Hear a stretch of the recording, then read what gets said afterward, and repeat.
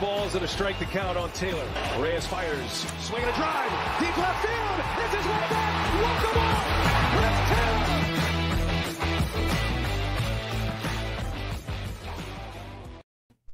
What's up, everybody? Welcome into DodgerHeads, presented by DodgerBlue.com. My name is Jeff Spiegel, joined today by Daniel Starkand. Daniel, do you want to introduce your friend who's joining us for the show today? Yeah, I mean, I honestly should have two of them after a nice little perfect week here. But, yeah, it's good to have him back. You know, I was hoping last week we were close to bringing him back out, but unfortunately they gave that last game away to the Padres. But outside of that, you know, a phenomenal homestand. What was it, 10-1 or whatever it was? So, you know, the boys in blue are clicking, and I'm happy to have my buddy back out here. Yeah, the broom is here. The broom is here. Dodgers, as you said, they've won 11 of their last 12. They've won 7 in a row. As we start every week, I feel like I've been saying the same thing. Shockingly, the Dodgers in first place in the division, an 8-game lead. An 8-game lead as we record today. 8 games over the Padres, 12.5 games over the Giants. They've got a 3.5-game lead on the Mets for the best record in the National League. They're just 4.5 games back of the Yankees as well. And so unbelievable week for you and for me. Another good week for us as well. We were in Vegas, the company which owns Dodger Blue, Lakers Nation, among other things. We were all in Las Vegas for a little NBA Summer League action. Got a couple chances to get in the studio, record some things, but hard not to have fun in a week like that in Vegas, huh? Yeah, I mean, I will say it was pretty hot there, like 110 degrees. But you know, we stayed inside, like you said. We got to get in the studio to record a couple videos, so that was good. And also, you know, it helps when you know, every time you're looking at your phone or walking through the casino and look up at the TV, you see that the Dodgers either have already won or they're on their way to winning. So that's always good. Yeah, it's a bizarre thing because Mitch White was on his way, it seemed like, at one point to a no-hitter, and it was like, I don't know how many months to the day, but you and I sat in Las Vegas and watched Clayton Kershaw throw a perfect 7 innings before he was removed for that game. I was sitting in the exact same spot, and all of a sudden Mitch White's got a no-hitter going into the 5th or the 6th or whatever. I was like, this is the lucky seat. We need to just sit in the Resorts World Hilton Sportsbook all the time because the Dodgers are basically undefeated, I think, when we're in Vegas. Yeah, you're right. I mean, I wasn't there at that time, but I remember we were sitting there a few months ago, you know, wondering if they were going to leave Kershaw and who would have thought of all the candidates to be the next one, you know, to take a no-hitter into the 5th or 6th inning or whatever it was. Who would have thought it would be Mitch White? So good for him. He's actually been throwing the ball pretty well lately. Absolutely. Well, here's the plan for today. We're going to talk about that week in review, the 7 wins, 11 out of their last 12. Then we're going to talk about the All-Star Game. That's a big topic of conversation at the moment. Guys who got in, guys who should have got in but didn't. We'll talk stock up and stock down, looking at some guys over the past couple of weeks. We'll take some mailbag questions, and then we'll end really quickly with a preview of the 5 games that the Dodgers have coming up. But let's talk week in review. The Dodgers sweep the Rockies. They sweep the Cubs. The Rockies, this team that everyone was freaking out about because the Dodgers had struggled against them so far this season, but they take all 7 of those. I saw a stat today. The Dodgers trailed in 6 of the 7 games and came back to win all of them, obviously. Yesterday being the biggest one. They trailed by 5 twice, end up winning that one 11-9, but we kind of hinted at it. Does it feel to you like this team is clicking? Like, does it feel like all systems are go now? How are you sort of feeling about the way the Dodgers are playing right now? It helps when they're winning, but do you think they're playing well? I mean, they're definitely playing well. There's no denying that. But the funny thing is, like, if you ask, like, are they clicking on all cylinders? Like, my answer would be no. Like, there's still a lot of guys out with injury, a lot of missing pieces that, you know, will be back for the stretch run. And also there's still guys, you know, specifically on the offensive side that are still underperforming. Like, you see Muncy, it seems like he's coming out of it. Like, he has that 4-hit game or whatever. And then after that, he follows it up with an 0-for-14 stretch. Cody Bellinger still can't really get going. I will say it's good to see Justin Turner's finally getting going, and we'll get into a lot of these guys and stock up, stock down. But if you look, it's funny. The Dodgers have won 11 out of 12 or whatever, but at least offensively, it still doesn't feel like they're really, you know, totally clicking. Yeah, looking at the games that they won, I mean, of this last week, 5-3, 5-2, 2-1, 5-3, 4-3, 4-2, 11-9. So no more than 5 runs this week, except for yesterday's bizarre game, which we can get into here in just a second. But you pointed it out. I mean, 5 runs is pretty much what I expect from this lineup. And so for that to be the high point for a 6-game stretch is disappointing. Of course, they lose 4-2. And even going back further than that, just a couple times have they gone over that 5-run mark of late.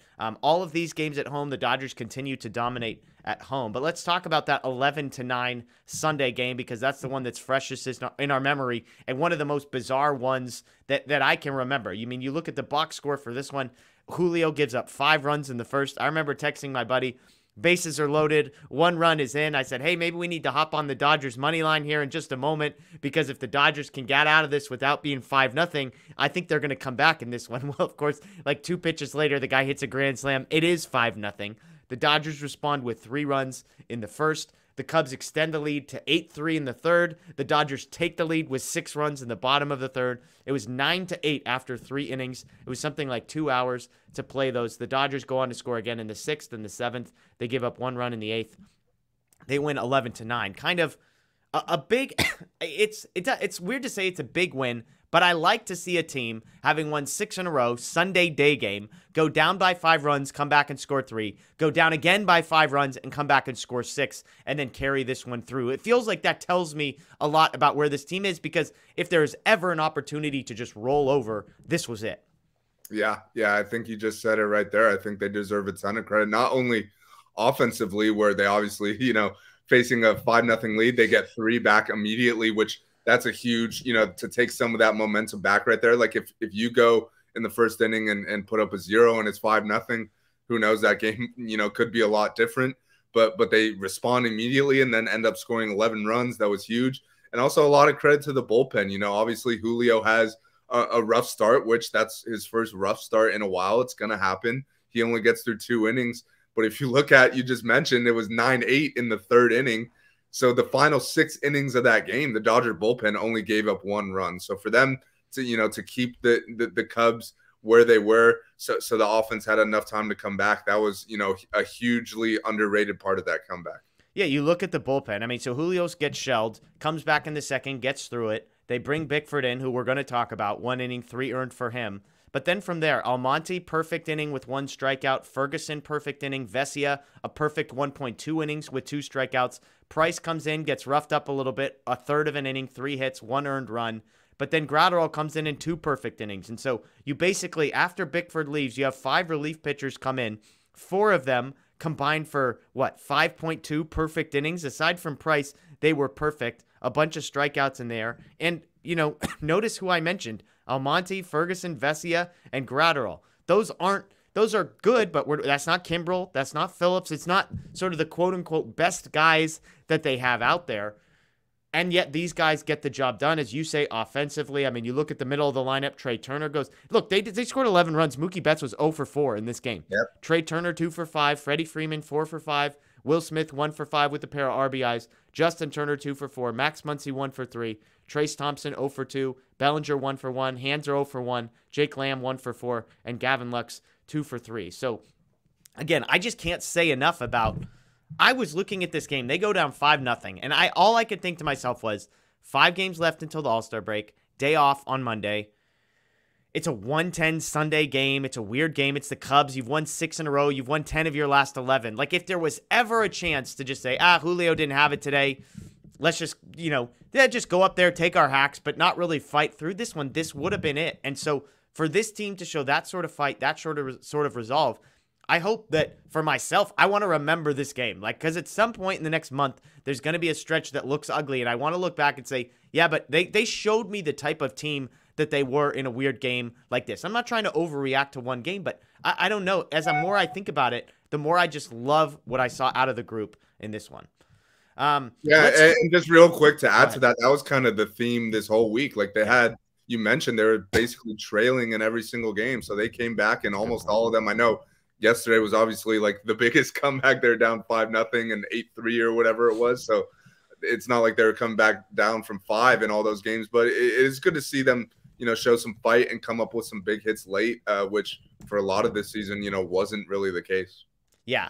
Let's talk one more headline as we kind of sort of get into this week. I had not seen this one. You pointed it out to me right before we hopped on, and that's a Dylan Hernandez piece that came out of the LA Times. We're recording this on Monday. It came out this morning. The Twitter headline, I went to his Twitter account when you said, the headline was this: on the wisdom of Clayton Kershaw and the emotional instability of Freddie Freeman. Here's how this article, I'll read you the first part of this article. Good thing he's still hitting. A simple question about whether he was ticked off about not being chosen for the All-Star team made Freddie Freeman come unglued on Sunday. Come on, he replied. That's a terrible question. I thought it was a pretty good one, considering Freeman looked as if he was unleashing his fury on the baseball's pitch to him in an 11-9 comeback victory over the Chicago Cubs. He made a statement with his 4-hit performance, unlike Julio Urias, who gave up 5 first-inning runs on the day his All-Star exclusion was made official. The next thing I knew, Freeman was barking across the clubhouse about how I was the worst reporter he's dealt with in 13 years in the major leagues.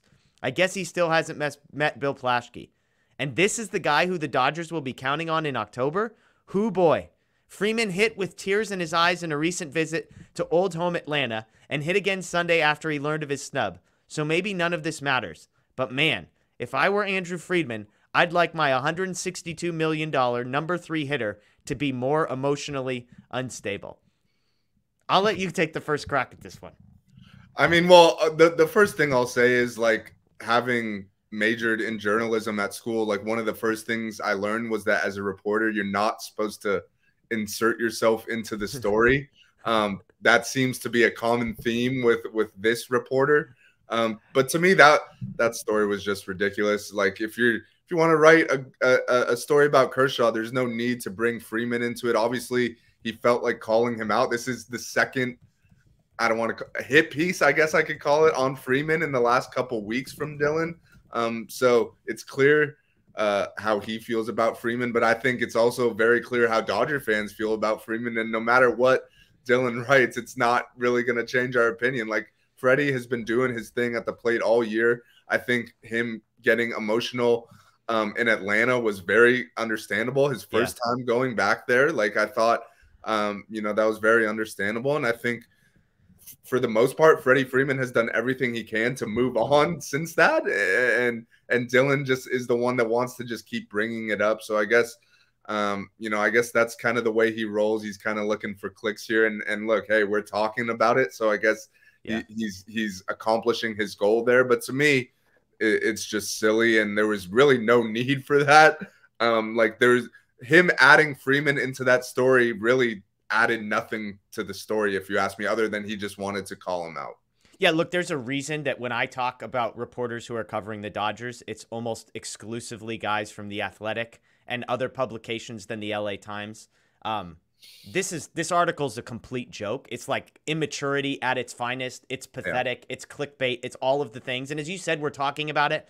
But sometimes, to me, the clickbait crosses a line where it's like, we've got to talk about it. And look, I don't know Dylan Hernandez personally. I think this is a terrible article. I think this is in line with lots of stuff that he's written. I agree with him about Clayton Kershaw starting the All-Star game. That was probably the first time I agree with him. But I just look at this, and as you said, this is a guy who got his feelings hurt by Freddie Freeman in a clubhouse. And so he decided that his response was going to be, I'm going to get ahead of this. So before somebody else starts talking about it, I'm going to make the story about me and paint my own picture. Like, if we want to talk about emotional instability, who's the guy who can't handle a little bit of criticism? Who's the guy who can't handle a guy telling him that his question is terrible? It's Dylan Hernandez. Because as he even points out in his article later on, he says, Freeman hit with tears in his eyes in a recent visit to old home Atlanta and hit again Sunday after he learned of his snub, so maybe none of this matters. Yeah, you're calling a guy emotionally unstable that in every emotional situation he's been in for the last month, he's crushed it. Yeah. It's a guy who we're going to talk about who's one of the best players in baseball. He was a snub for the All-Star game. And yet this is, I mean, I don't want to spend too much time on this other than to say it's absolutely pathetic. This is emotionally unstable to me. Dylan Hernandez is the most emotionally unstable person in this article because his feelings got hurt because Freddie Freeman said that was a dumb question. Now, I don't know if Freddie Freeman really barked across the clubhouse, if he, quote, came unglued. I don't know Freddie Freeman. I've never seen him come unglued. It's hard for me to believe that a guy goes 4 for 5, gets asked if he's mad he made the All-Star game, and a guy like Freeman, quote, came unglued because of it. So I don't know. When you pointed this out to me, I couldn't believe it. I mean, again, the Twitter headline is the emotional instability of Freddy Freeman. Absolutely pathetic. If I was the Dodgers, I mean, like, I don't know what their policy on this, but why is this guy around? Like, why do you let this guy in the clubhouse and be a part of interviews? This would be a take a hike for a couple months, Dylan. Your All-Star Game credential will no longer be waiting for you next week, and we'll see you in a few months, maybe. Yeah, it honestly feels like he just like shows up to the stadium like looking to create drama so he can write a better story when there's no drama to be had. Like the Dodgers, we just talked about how great the Dodgers are playing. They win 7 straight this week. They've won 10 out of 11. So in reality, it just feels like he's just trying to create some drama here when there's really nothing that exists. Yeah. Yeah. I mean, when you said it, I was like, what in the world could he possibly be talking about? Right? So, anyways, crazy stuff. I'm sure that'll be all over Twitter. Let's shift gears and talk about something a little bit different. Let's talk All-Star Game. The Dodgers had 4 guys named to the All-Star team over the past few days. Mookie Betts, Trea Turner were named starters earlier in the week, and then Clayton Kershaw and Tony Gonsolin officially announced yesterday. We do not know who's going to be starting the game from a pitching perspective. We'll chat about that here in just a moment, but let's start with Mookie and Trea Turner, both guys who absolutely deserved to be All-Stars. Mookie leads the National League right fielders in wins above replacement by 1.2. Juan Soto is closest to him, and he's 1.2 wins above replacement behind him. I mean, Mookie's got an 890 OPS, 20 home runs, elite defense. Absolute no-brainer for Mookie Betts to be an All-Star and to be a starter. The fans got this one right. Trea Turner, also a guy well-deserving of being an All-Star. I think it's pretty safe to say that he probably doesn't deserve to be the starter. Dansby Swanson, if you've seen his numbers, leads Trea Turner in just about every major category outside of stolen bases and RBIs. You can make a case for Tommy Edman, who's one of the best in baseball when it comes to wins above replacement, primarily because of defense. He's a tick ahead of Trea Turner and Fangraphs WAR, but I'm not going to get in the minutia. The fans picked Trea Turner. He deserves to be an All-Star. So I think both of these guys, again, I think Mookie deserves to be a starter. Trea, you could make a case, does not, but both definitely deserving to be there.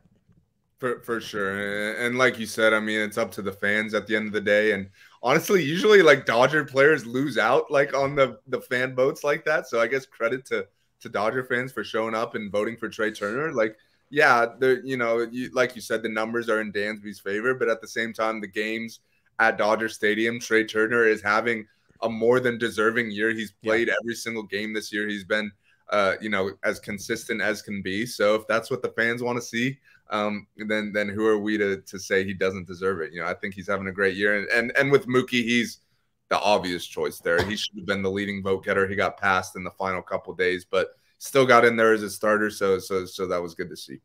On the pitching side, Clayton Kershaw, Tony Gonsolin. I think Gonsolin was a slam dunk, no-brainer. He leads the National League in ERA. He leads the National League in wins. I know he had sort of made the narrative to be that Clayton Kershaw was a no-brainer All-Star Game, All-Star pitcher. And yet, like, I do think it's worth pointing out that the number of innings he has pitched does not even make him a qualifier for something like the ERA title. He has just 63 2/3 innings. He is scheduled to start one more time before the All-Star break, it looks like. And yet, 5th in the National League in ERA among guys who have thrown more than 60. You've got to lower the bar a little bit to get him in there. But 5th in ERA, 9th in whip, more than a strikeout per inning pitched. He's 3rd in strikeout to walk ratio. So, again, I think a deserving guy. We can have the conversation here in just a moment about whether or not he should be the starter. But good for Gonsolin, good for Kershaw. Both of these guys have pitched really well, and I'm glad for Kershaw that even though the innings pitched are down a little bit, that they were able to look at the performance on the field and see this is a guy that deserves to be.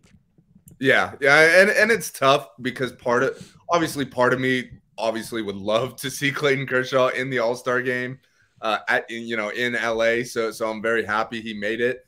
But then another part of me is also like, well, he took the spot of some very deserving guys that are probably more deserving than him when you're talking about this season alone. And even guys on his own team like Julio before yesterday I thought he was a no-brainer All-Star. He ends up not making the team while Kershaw does. A lot of other guys, Zach Wheeler, Carlos Rodon, a lot of these guys didn't make it. And I know a lot of them will be added, with guys getting hurt or guys pitching the Sunday before the All-Star game. There's usually a few guys that get added. So that kind of sorts all that out, and there's really no reason to get upset. But yeah, I am happy to see Kershaw in there. And I know, we could get into the starter thing. I know as someone who's going to the game, I would love to see him starting. Well, let's get in. So we posted a video on the Dodger Blue YouTube page earlier, but you were not a part of it. You were not in Vegas yet when we recorded. So we had Matt Peralta from Lakers Nation, who's a Dodgers fan. We had Ron Gutterman, also from Lakers Nation, but also who runs Angels Nation as well. And we talked about the idea of Kershaw starting. Ron was in there because part of the Ken Rosenthal piece was Shohei Ohtani should start. I joked, I don't know why Ohtani. He pitches in Anaheim. The All-Star Game is in Los Angeles. Why would he be starting? It didn't really make a ton of sense to me. But Kershaw starting the All-Star Game. I'm in favor of it. I've advocated for it. As I've put it, I think the numbers are good enough to get him in the conversation, and I think the narrative is compelling enough to make him the winner of that conversation, if you will. Where do you stand on should Clayton Kershaw start the All-Star Game? Yeah, I mean, where I stand is like I'm going to the game. And as a Dodger fan, as someone who has watched Kershaw my entire life, I would love to see him start because I think that would be a cool moment. Like it's his stadium pretty much. Like he's going to be kind of the ambassador for the weekend. I feel like him and Mookie are probably the two guys you see every year. Whoever's, the All-Stars in the home stadium are kind of like the hosts of the weekend. So that'll be Kershaw. And I think to me, like there's been so many other years where he deserved to start and he didn't for this same kind of reason. Like you see Matt Harvey gets the start in his home park. You see Adam Wainwright's manager picks him to be the starter. Like there's so much politics that goes into this every year. It's rarely ever just the guy that's having the best year that gets the start. So to me, I obviously understand that Sandy Alcantara is having a better year. Like there's not a question. Anyone who looks at the numbers could see that. Like no one who's arguing in favor of Kershaw is saying that he's had the best year this year. It's just that it would be cool to give him that ovation to start the game. And it would be cool to see him up there facing the best three hitters. Like if you're starting the game, you're facing the top three hitters in the American League lineup. I think that would be really cool. And then you could go to Alcantara right after that. He could even pitch 2 innings. Let Alcantara pitch the second and the third inning. He's the narrative for him, or what he's got in his favor, is that he's an innings eater. He's thrown way more innings than anyone else this year. So you give him that. You let him pitch 2 innings. And then maybe you go to Gonsolin after that and let him pitch the 4th. But to me, I just think, like, as someone who's going to the game as a Dodger fan, and there's going to be a lot of Dodger fans there at Dodger Stadium, if Kershaw is starting that game, it's something that I'll probably never forget. Yeah. Whereas if Sandy Alcantara starts that game, or even if Gonsolin starts that game, who I love, I'll probably forget about it by the 3rd inning. Like that's not something that's memorable to me. As much as deserving as those guys are, to me, it would be more memorable if Kershaw did it. And those guys could still pitch. They could go right after him, and I think that's kind of a nice little compromise. Whereas I get the people saying Sandy should start. I think he's had the best year, but to me, it would just be way more memorable if you see Clayton Kershaw on that mound to start the game at Dodger Stadium. Yeah, and again, let us be abundantly clear. There is no argument who has been the best pitcher in the National League. Like, even if you want to make the case for Gonsolin, yes, the ERA is lower than Alcantara. Yes, he has more wins, which is a stat that nobody really cares about. Yeah. Alcantara has been better in every category. He's pitched significantly more innings, and so there's not much of a debate there. The argument for me is, what is the All-Star Game actually supposed to be about? If it's supposed to be a celebration of baseball, if it's supposed to be fun, if it's supposed to be memorable and creating significant moments, then Clayton Kershaw is the clear choice here. It's in Dodger. If this game were not in Dodger Stadium, I would not be advocating for this. But it is in Dodger Stadium. It is his home park. Let him go out there and take the ball as the best pitcher of his generation, as the best pitcher in franchise history, one of the most storied franchises, as the guy who will be synonymous with the stadium this game is being played in. All of that, to me, again, the way I think about it are his numbers good enough to put him in the conversation? Yes, he has made the All-Star team on those merits. Once you get to that point, the question is the story, is the narrative, is the moment that you will create significant enough to say, we're going to pick him over some other guys? And to me, the answer is a clear yes. Kershaw, to me, should be the starter. It would be an unbelievable moment for baseball. It would draw people in who probably wouldn't normally watch this. It would make it a big moment. And I just think it would be amazing for baseball, for the Dodgers, for Kershaw personally, for a guy who, look, has carried the banner for the Dodgers, who's been a face of Major League Baseball and done a great job of that, who's been a worthy representative of the sport itself, and a guy who's getting up there towards the end of his career. You don't know how many more chances there are. So For me, Kershaw should be the starter. Again, I've had this conversation. Anything else you want to add to that? Well, yeah, just real quick to add, like I feel like a lot of people are confusing All-Star Game starter with Cy Young Award winner. Yep. Like the best pitcher in base or in the National League wins the Cy Young at the end of the year. He gets recognized for the year he had, and if things continue to go as they have, Sandy Alcantara will probably win that award, and he will be recognized as the best pitcher in the National League in 2022.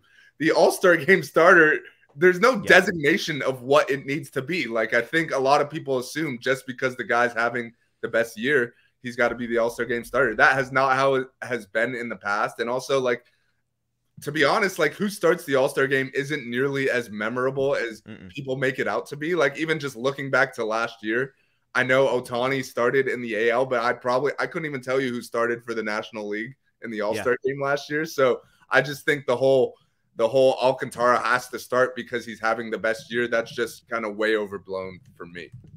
Yeah, no, it's a great. I want to look up who started. I was gonna guess maybe Scherzer, but that would be my best guess. I think it was Scherzer, but even then, I don't think he was having the best year necessarily.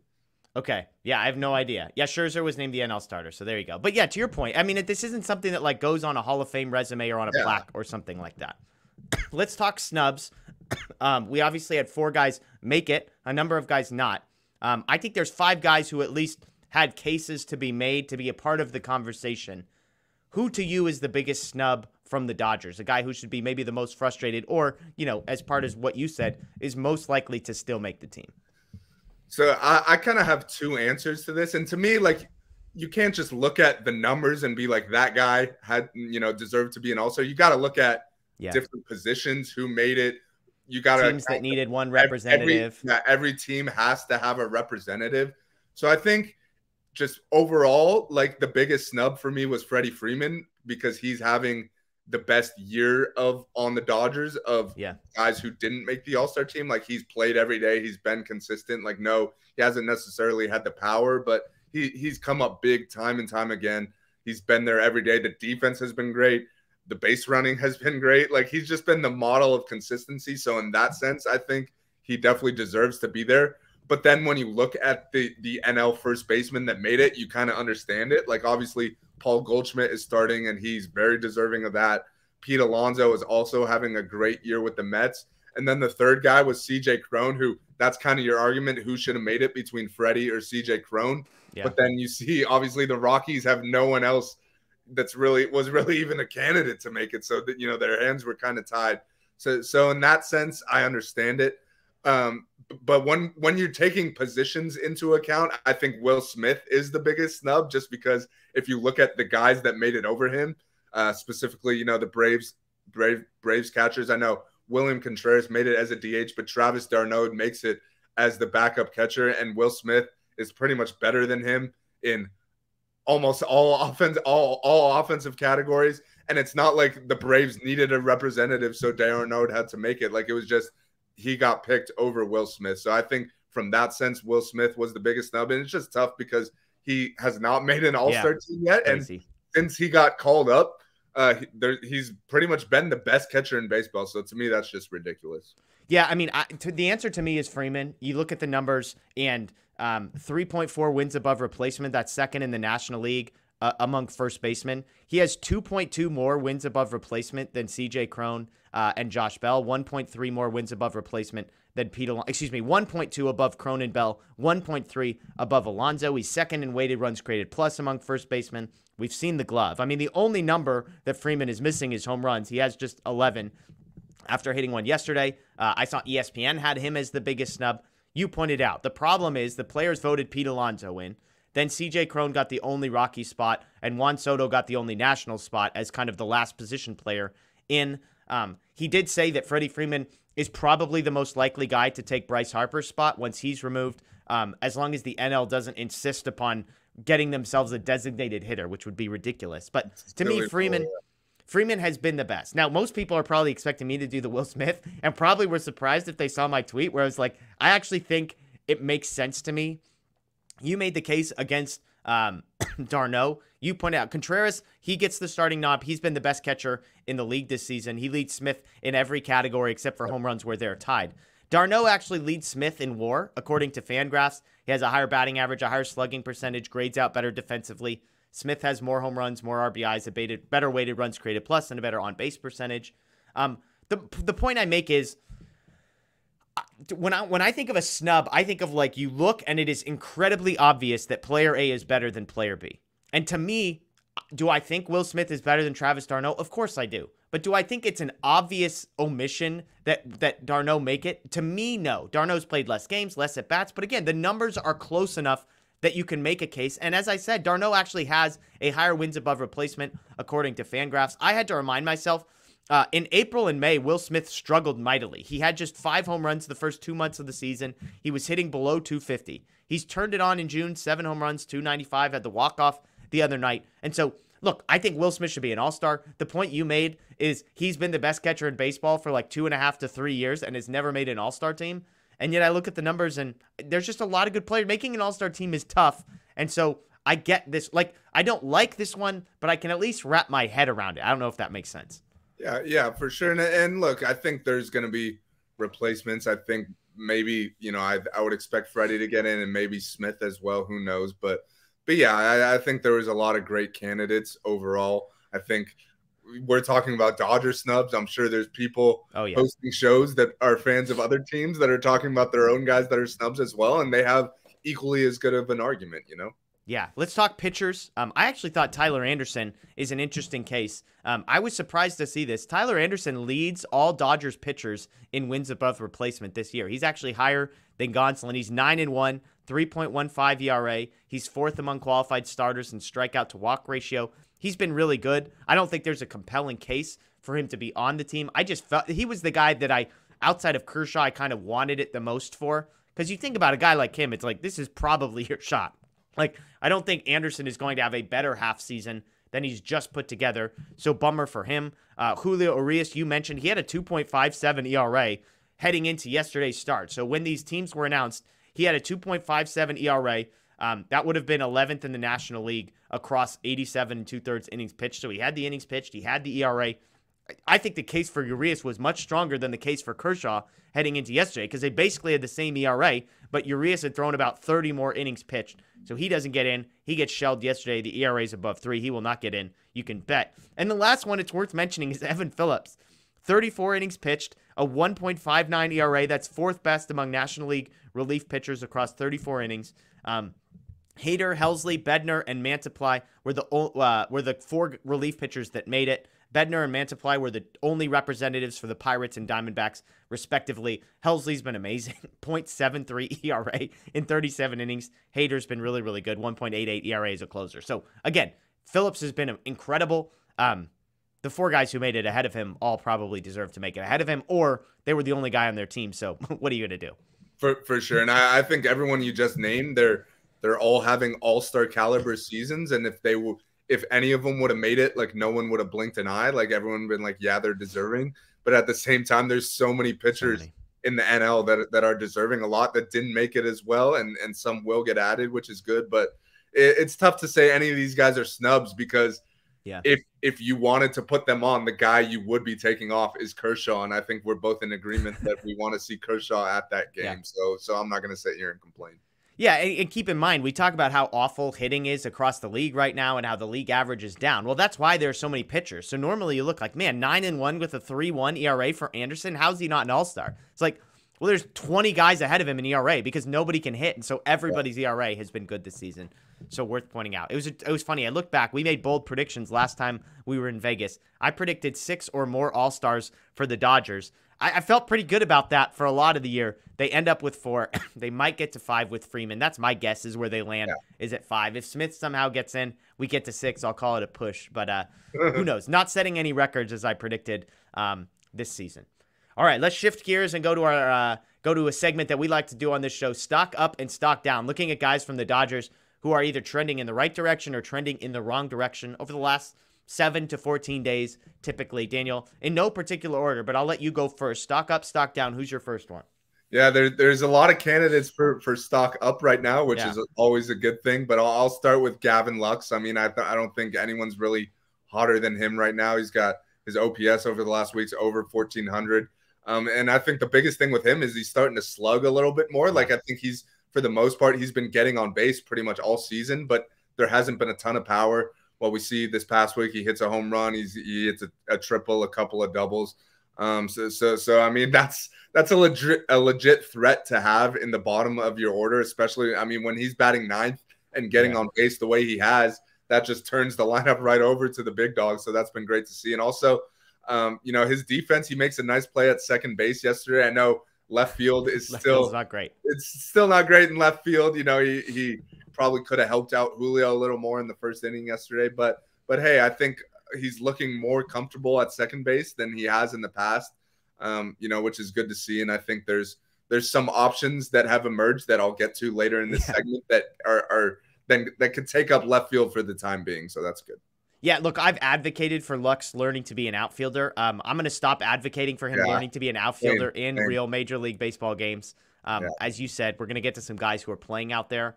I would just leave him at second base. That would be where – look, if you want to spend the entire offseason teaching him how to be an outfielder, then do it. But I would leave him at second base for now. Stock up for me. I mean, look, real quick on Lux. 304 batting average on the season, 376 on base, 421 slug, a 129 weighted runs created plus. So he's 29% above average for the season, hitting 390 over the past 2 weeks. So incredible stuff from him. I'll take the obvious one here, the guy that's just sitting there to be grabbed, Justin Turner. Last 14 days, 4 home runs. He's hitting 439 with a 478 on base and 732 slug. A 439 average for a 2-week stretch for Turner. This is a guy I've been skeptical of. I'm going to eat crow a little bit on this one. He has been hot and maintained that. So stock up for Justin Turner for me. Yeah, and that's been great to see just because of how he started, obviously, and with his age, we were questioning, is this it for Justin Turner?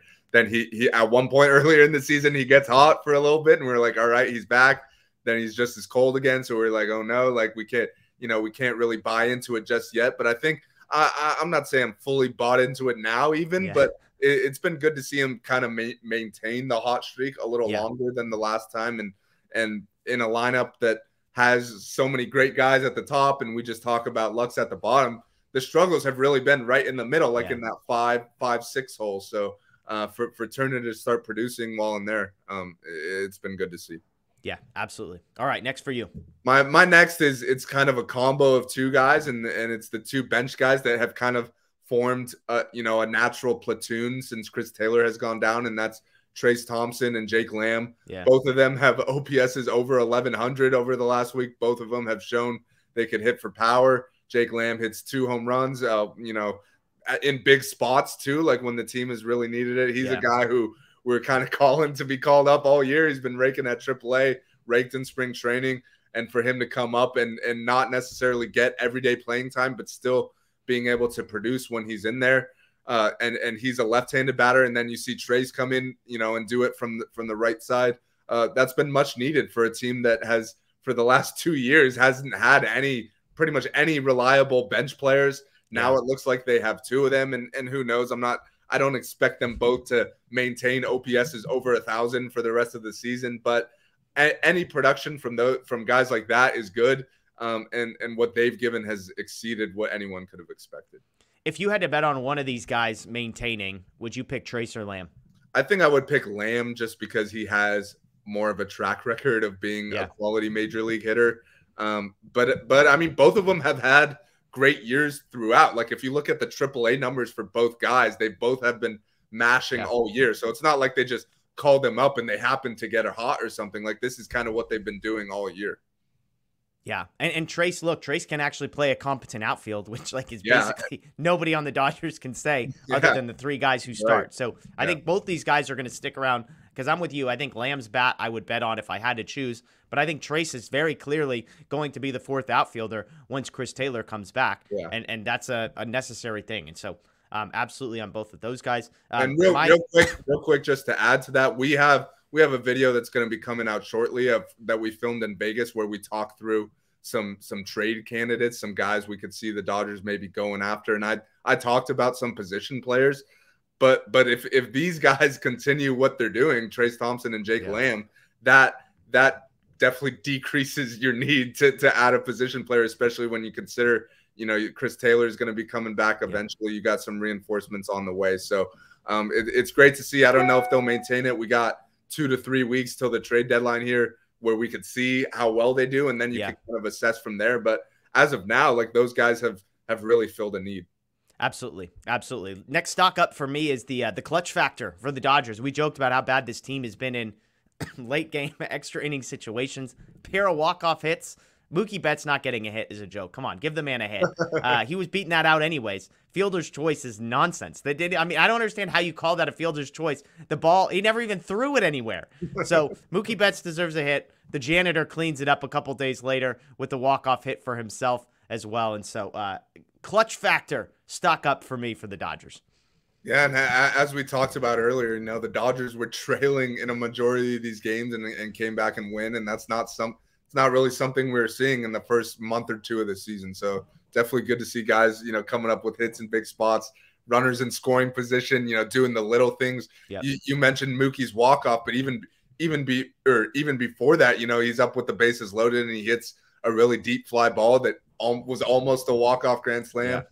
But I mean, hey, that's even just getting a sac fly there. That's coming through in a big spot. So that's been good to see, and hopefully they can continue that, because that's a lot more fun than when they go like 1 for 15 with runners in scoring position or something. Yeah. Okay. Last one for you. Who do you got? My last one is actually a stock down. I know, even though the Dodgers have won 10 of 11, there's still some guys who are not exactly performing up to expectations. So my stock down. It's Phil Bickford. He's given up 8 runs in his last 7 2/3 innings. And with him, to me, it's been the long ball. Like, he's not a guy who goes out there and throws 98 to 100. Like, he's 94, 95. So he kind of relies more on locating his pitches. And if he's not locating well, he's vulnerable to the long ball. And that's what we've seen. He gives up the 3-run homer yesterday. He gave one up in Cincinnati a couple weeks ago. So I still think overall, I'm not exactly saying to DFA Phil Bickford or anything. I do think he has options, so they could send him down if they want to. But he's kind of went from a guy who you could kind of trust in those high leverage situations, whereas now he's kind of falling down in the pecking order to kind of a more low leverage guy.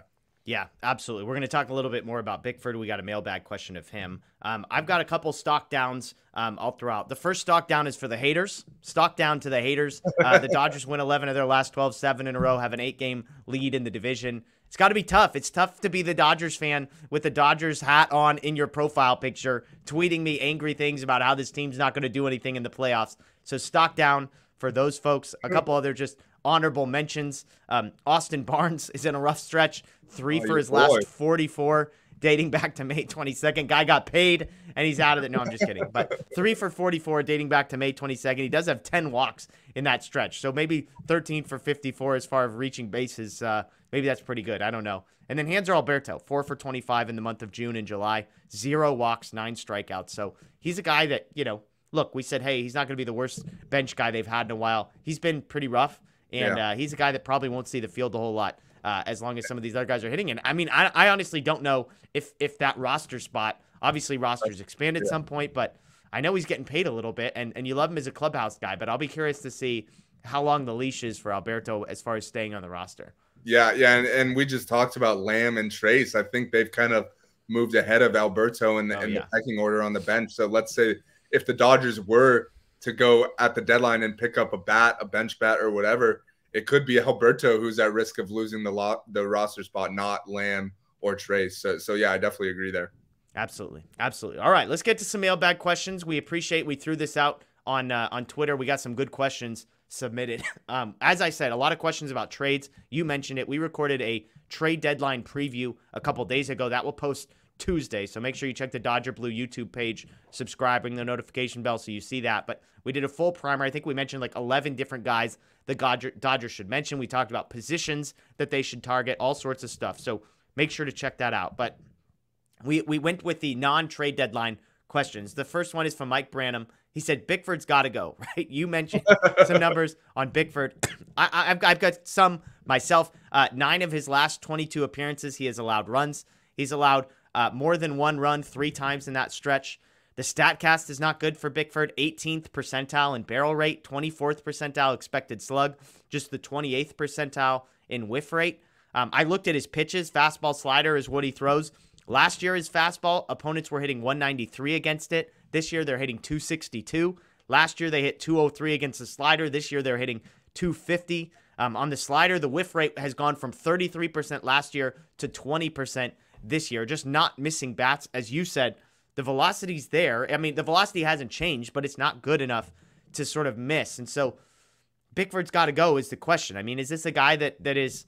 The Dodgers felt like they struck gold last year. We knew the pedigree. He pitched great. Which Bickford do you think is the real Bickford? 2021 Bickford or 2022? I mean, if you look at his career in its entirety, 2021 is the outlier year. Yeah. Like before that, he was a former top prospect that kind of never really made it.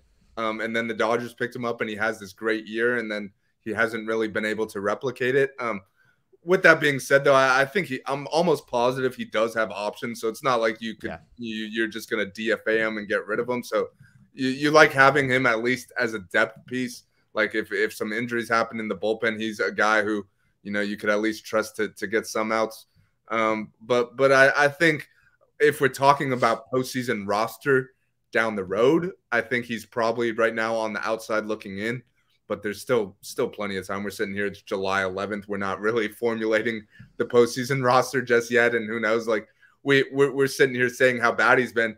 He could run off 10 straight scoreless appearances over the next month. And then we're talking about how Phil Bickford is one of the most trustworthy guys in the bullpen. So that's just kind of how it works. Relievers are volatile. It's going to happen. But, I mean, the fact of the matter is that he's not pitching that well right now. And there has been some other guys that have been throwing the ball better.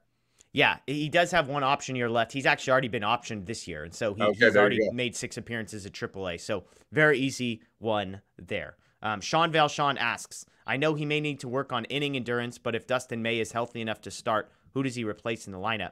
Is it White? Also, if and when Walker comes back, who is the starting 5 for the stretch? I think we both agree that Buehler expected to come back at some point. Dustin May starting a rehab assignment here pretty soon.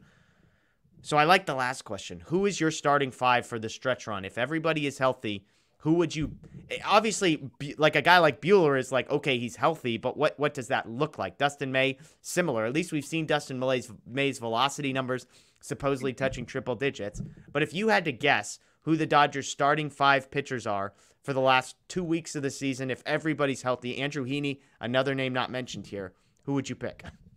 It's a tough question because first of all, you got to see what does Buehler look like when he comes back?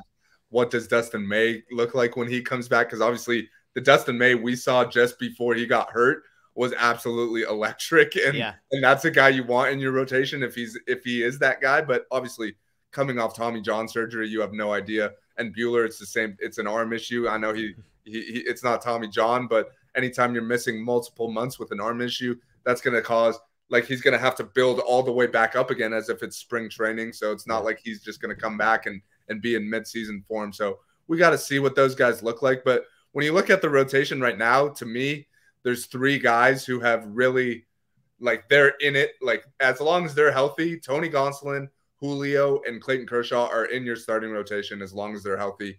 They've earned it. They've all been great. I think Tyler Anderson. Yeah, why is Tyler Anderson not on that list? Just because of his past track record, like you don't know if he's going to sustain what he's been giving you. And look, the way he's pitched this year, he absolutely belongs. But if Buehler comes back and looks like prime Buehler and is ready to go for the postseason, who like let's say you add Anderson and he's the 4th in that list. You only need 4 starters in the postseason. So who would you be kicking off? To me, Anderson is 4th at least. Like I think the other 3 guys, as long as they're healthy, they're in there. Anderson has had a great year. He definitely deserves a full-time spot in the rotation, but let's see how he sustains it over the next couple months or so. I think if you look at the overall track record for his career, he's never been this good before, so let's see if he can sustain it. But I think if you're talking about just a 5-man rotation, I think, Gonsolin, Kershaw, Julio, Anderson, Buehler. I'd say that those are the 5 guys who you would expect to be in that rotation. Andrew Heaney's another name who we haven't even mentioned that has looked good, but has not been able to stay healthy. So you could throw him into the category of let's see how he looks when he comes back.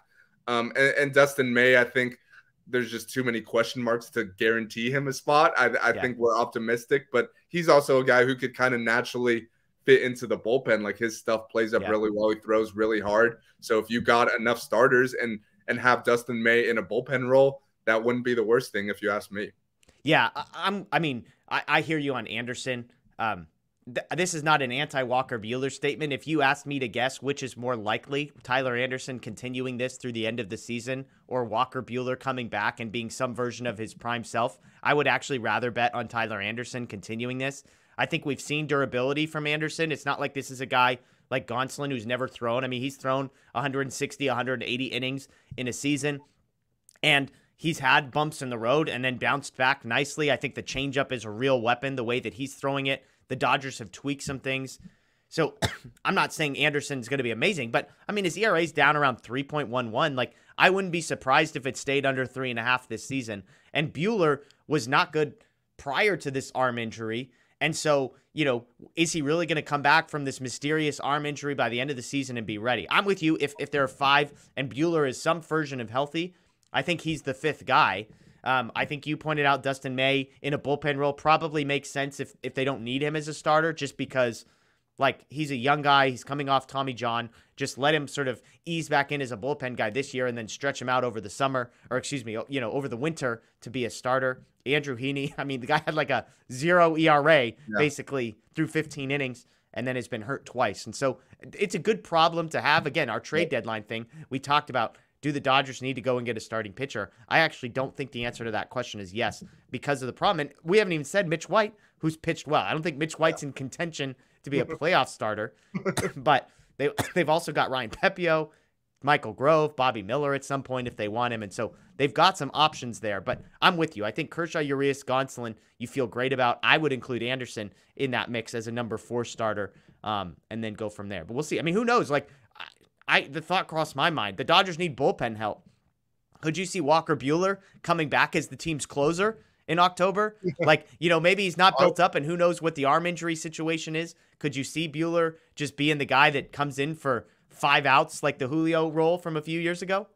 Honestly, I'll say no to Buehler just because he hasn't really been comfortable in a relief role in the past, and I think that matters for pitchers. But I will say, let's say Buehler comes back and is looking healthy and could be in a candidate for your starting rotation, and at the same time Anderson is still maintaining what he's done and he's a worthy candidate as well. Then who knows? Maybe Julio could be the guy who winds up back in the bullpen for the postseason. If you have a postseason rotation of Gonsolin, Kershaw, Buehler, Anderson, obviously Buehler is the biggest question mark and all that. Like, I don't think Buehler has a spot just waiting for him. I think he's going to have to show that he's healthy and is worthy of it. But if he is, then I think if you're going to move one of those guys to the bullpen, then Julio might make the most sense just because he's thrived in that role in the past. Yeah, absolutely. It's a good problem to have for the Dodgers. 2 more questions here. This one from Laura. She says, Will Smith announced he would be willing to participate in the home run derby if he was in the All-Star game.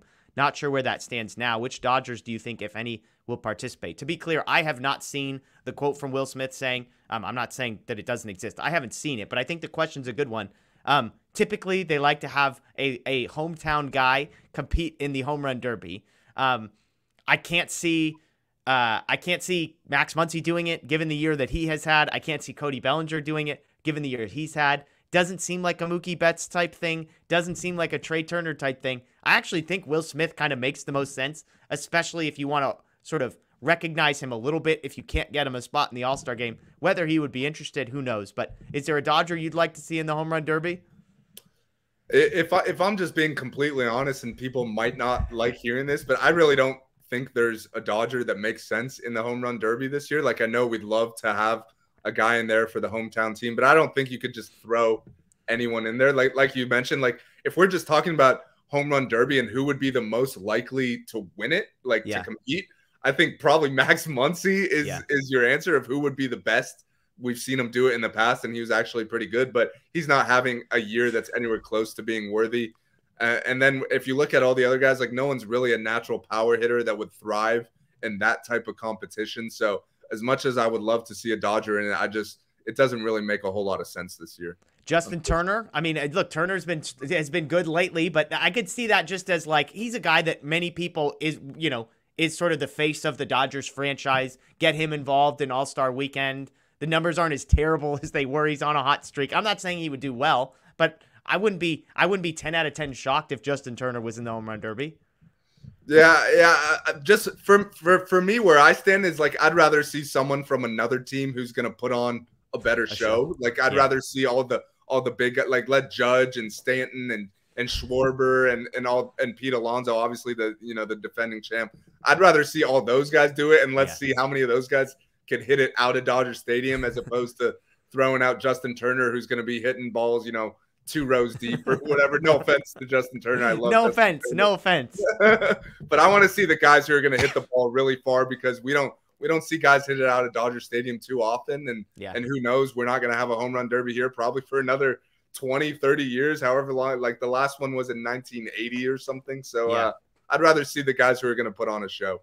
Yeah, absolutely. Fair. Okay, last question. This one from Doug. Can Evan Phillips maintain his nasty pitching all year, or is he due for some regression? Similarly, who do you trust coming out of the bullpen in a one-run playoff game? I'll answer the second question. Phillips is the only guy currently that I trust in a one-run playoff game. I actually think he can maintain some version of this. I mean, the way he's pitching, if you're throwing 96, 97 with that slider, like, it's not like this is smoke and mirrors. Like, we're all watching the pitches, and they're absolutely filthy. And so, is he going to be a 1.59 guy all year? I don't know. But is he going to end the year at a 2.00 and be nasty? I would say yes. I think he is. I'd add Trinan if he's healthy to the guys I trust. I've long said I think Kimbrel will be there come October. Maybe in a 2-run game, maybe not a 1-run game. But the list is not long, which is why another teaser for our trade deadline preview. I've got about 7 relief pitchers on that list. But what do you think? Is Phillips due for some regression? And who do you trust in a 1-run game? I mean, like you said, a 1.5 ERA, like even if there is some regression, that's still absolutely elite. Like if his ERA is sitting in the low 2s. But I feel like that we've been asking this question since April pretty much. Like he gets off to that hot start. First of all, in spring training, we're asking, is he going to be on the team? Because he had no options. So it was either you're on the opening day roster or you're gone completely. He has a great spring to earn that roster spot. And so far, he's been great the entire season throughout. So I don't see why he can't maintain it. I mean, we're halfway through the season at this point. So if you could do it for the first half, I mean, I don't see why you can't do it for the second half. I would expect him to be, like you said, like I would expect him to have an ERA around 2 or low 2s by the end of the season. And that's just because when you're a reliever, like if you have 1 or 2 bad outings, you're going to see that ERA go up a lot just because the volume isn't there. But I think there's no question that he's the Dodgers' most trustworthy guy right now. And they're going to need him in the second half the way things are looking. Yency Almonte, I mean, he's a guy that's got a sub-2 ERA in his time. I mean, like, is he coming up on that list? Is he in the Graterol Vesia tier for you right now? I think that's the exact tier he's in of the guys who are really good, and I'd say you trust them to an extent, but at the same time, it's always like that bad outing, could be there at any time. So we'll see. But he's another guy who kind of came out of nowhere. So good on the Dodgers for being able to find guys like that seemingly year in and year out.